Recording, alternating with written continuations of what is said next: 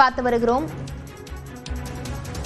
1996 காலி பணியிடங்களை நிரப்புவதற்கான ஆசிரியர் பணியிடங்களுக்கான தேர்வு அறிவிக்கப்பட்டிருக்கிறது.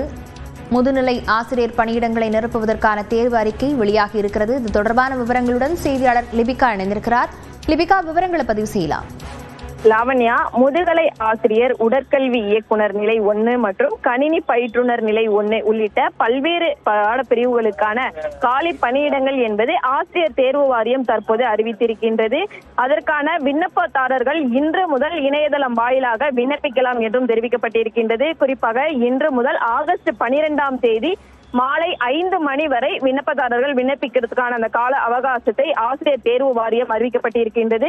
குறிப்பாக தமிழ் பாடத்தில் 216 காலி பணியிடங்களும், ஆங்கில பாடப்பிரிவில் 197 காலி பணியிடங்கள், அதே போன்று கணிதம் பாடப்பிரிவில் 232 காலி பணியிடங்கள், இயற்பியல்ல 233 காலி பணியிடங்கள் என மொத்தமாக அனைத்து பாடப்பிரிவுகளுக்கும் காலி பணியிடங்களை தற்போது ஆசிரியர் தேர்வு வாரியம் அறிவித்திருக்கிறது. ஒட்டுமொத்தமாக 1996 காலி பணியிடங்கள் தற்போது ஆசிரியர் தேர்வு வாரியத்தால் நிரப்பப்பட இருக்கின்றது. இதற்கான தற்போது விண்ணப்ப தேதி என்பது அறிவிக்கப்பட்டிருக்கக்கூடிய நிலையில் இன்று முதல் கொடுக்கப்பட்டிருக்க அந்த இணையதளம் வாயிலாக ஆகஸ்ட் 12ஆம் தேதி வரை விண்ணப்பிப்பதற்கான அந்த கால அவகாசம் என்பது தற்போது கொடுக்கப்பட்டிருக்கின்றது. லாவண்யா,